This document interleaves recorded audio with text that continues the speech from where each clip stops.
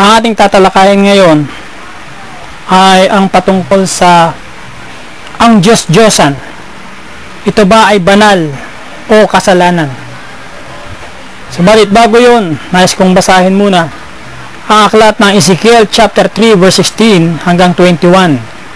Ang sabi po rito, pagkaraan ng 7 araw, sinabi sa akin ni Yahweh, tao, ginagawa kitang bantay ng bansang Israel. Ano man sabihin ko sa iyo, sasabihin mo sa kanila bilang babala. Maaring ito'y hatol ng kamatayan para sa masama. Kapag hindi mo sila pinagsabihang lumayo sa kasamaan, mamamatay sila sa kanilang mga kasamaan, ngunit pananagutan mo sa akin ang kanilang kamatayan. Verse 19, ngunit wala kang pananagutan kung ayaw nilang talikdan ang kanilang mga kasamaan matapos mong pabalaan. Kapag nagpakasama ang isang matuwid, ay ilalagay ko siya sa panganib. Mawawala ng kabuluhan ang kabutihang ginawa niya noong una, at mamamatay siya sa kanyang kasalanan.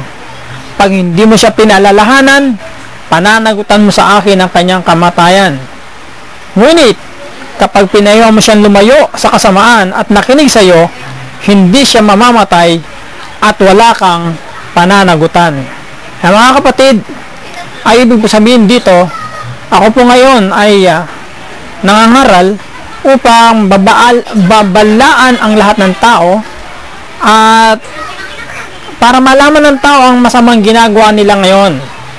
Kaya ang ating pag-aaralan kung ang ginagawa ba ng mga tao ngayon sa pagsamba ng Diyos, sa Diyos-Diyosan, kung ito ba ay talagang kabanalan o kasalanan sa harapan ng ating Panginoon. Ito ang sinasabi po ng ating Panginoon. Sabi po sa Exodus chapter 20 verse 4 hanggang 6, ganito po ang sabi ng ating Panginoon, huwag kayong magkakaroon ng Diyos-Diyosan o kayo larawan o rebulto. Ibig po sabihin ng Panginoon ay huwag ho tayong magkakaroon ng Diyos-Diyosan o larawan o rebulto.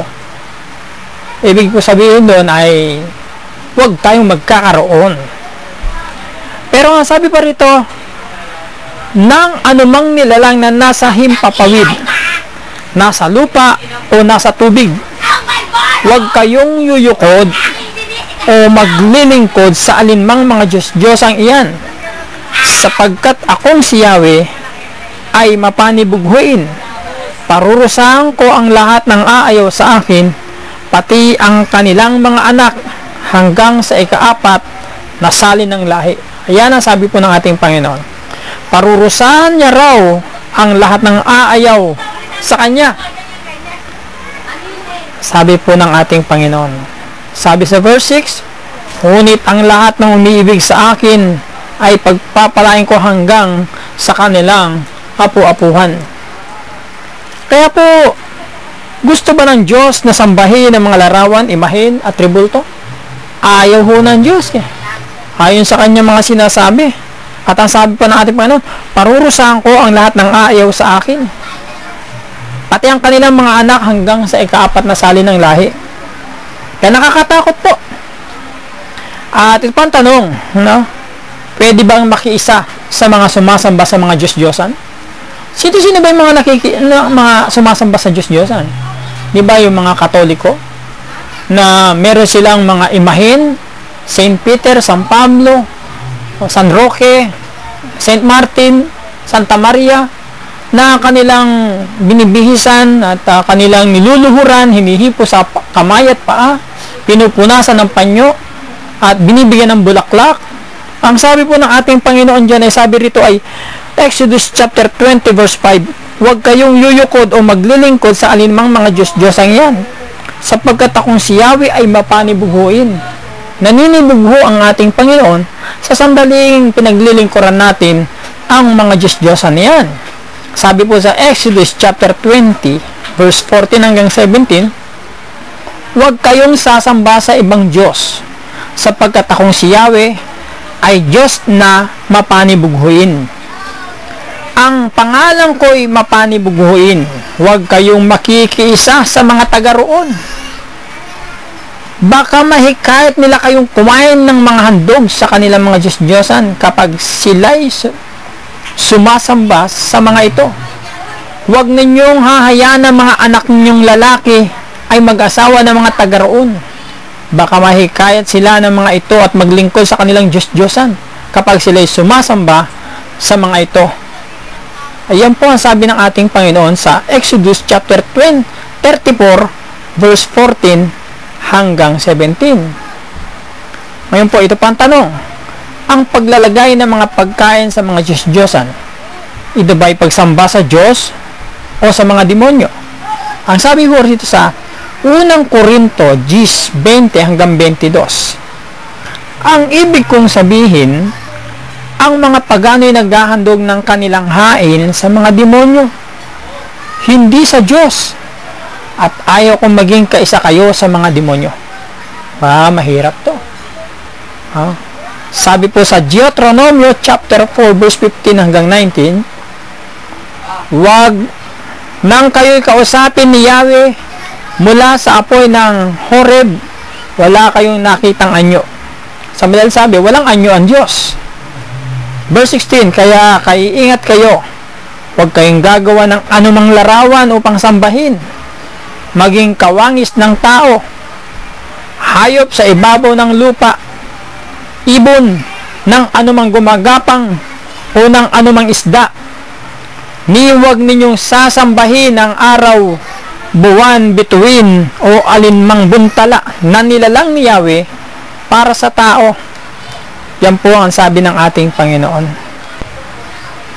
Kaya ito po ay isang babala sa mga taong sumasamba sa mga Diyos-Diyosan, sa mga larawan, rebulto at imahen. Ang sabi po sa Galatia 5:19 hanggang 21, hindi maikakaila ang mga gawa ng laman, pangangalunya, karimari-marim na pamumuhay, kahalayan, pagsamba sa Diyos-Diyosan, kabilang ang pagsamba sa Diyos-Diyosan, pangkukulang, pagkapuot, pagkagalit, paninibugo, kasakiman, pagkakabaha, bahagi, pagkakampi-kampi. 21, pagkainggit, paglalasing, walang taros na pagsasaya at ibang mga tulad nito. Binabalaan ko kayo tulad nung una, hindi tatanggapin sa kaharian ng Diyos ang gumagawa ng gayong mga bagay. So kasama po yung mga sumasamba sa Diyos-Diyosan na hindi tatanggapin sa kaharian ng Diyos yung mga gumagawa ng gayong mga bagay na nabanggit. At ang sabi pa ho sa Pahayag 21:8, subalit malagim ang kasasapitan ng mga duwag, mga taksil, mga nagpasasa sa kasuklam-suklam na kahalayan, mga mamamatay tao, mga mapakiapid, mga mangkukulam, mga sumasamba sa Diyos-Diyosan. At ang lahat ng sinungaling, sila'y ibubulid sa lawa ng naglalagablab na supre na siyang pangalawang kamatayan. Kaya mga kapatid, ano po ang dapat nating gawin ngayon? Nalaman na natin ang katotohanan. Ano po ang dapat nating gawin?